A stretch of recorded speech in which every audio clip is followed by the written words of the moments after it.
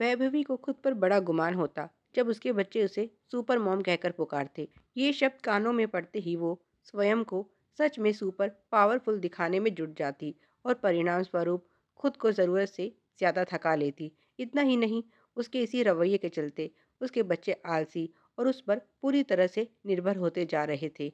यहाँ वो अपना नुकसान तो कर ही रही थी, साथ ही बच्चों के लिए भी ये अच्छा नहीं था। उसकी बेटी जो 11वीं कक्षा में थी, अपने से पानी भी नहीं लेती थी। इसी बीच वैभवी की देवरानी कोमल की मां का स्वर्गवास हो गया और उसे भी वहां जाना पड़ा। यहाँ कोमल के भाई के बच्चों को देखकर उसकी आंखें खुल गई। ये बच्चे उसके अपने बच्चों के हम उम्र थे। कोमल की भतीजी जो अभी 10वीं में थी, वो बुआ और माँ के साथ कंधे से कंधा मिलाकर इस मुश्किल समय में खड़ी थी। जब भी कोई रिश्तेदार या मिलने वाला आता, पलक झपकते ही चाय बना लाती। खाना बनाने में भी वो पूरी मदद करती और इतना होने पर भी अपनी पढ़ाई के लिए भी समय निकाल लेती। कोमल जो उसके मन को पढ़ रही थी, एक रात उसे समझाते हुए बोली, दीदी आप यही सोच रही हैं ना कि जूही और नैना में इतना अंतर कैसे है? तो जूही में जो खूबियां हैं और नैना में जो खामियां हैं, उसके लिए उनकी माँ ही उत्तरदायी हैं।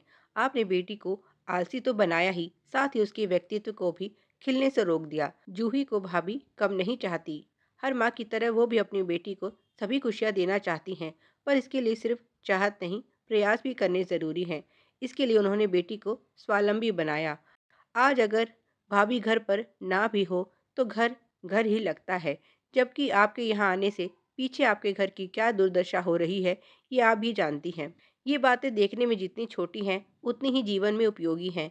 काम करने से न केवल बच्चों को उन्हें करना आता है, बल्कि उसके साथ वो अनुशासन, समय का सदुपयोग और छोटी छोटी कई ज़रूरी बातें सीखते हैं, जो आगे चलकर उनके काम आएंगी। यही वो नींव है जो आगे चलकर उनके सफल और सुखी जीवन को आधार देगी।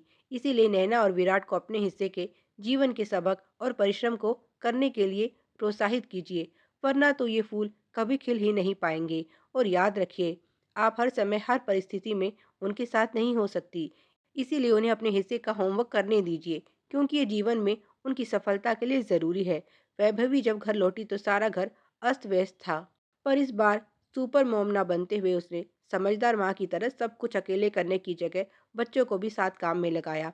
तो वो बड़े नाराज हुए, क्योंकि उन्हें इसकी आदत नहीं थी। पर वैभवी को पता था, अगर अभी नहीं तो कभी नहीं। धीरे धीरे ही सही वो अपने बच्चों को जीवन के छोटे अनुभव लेने देगी, ताकि वो जीवन की असल परीक्षा में उत्तीर्ण हो सके।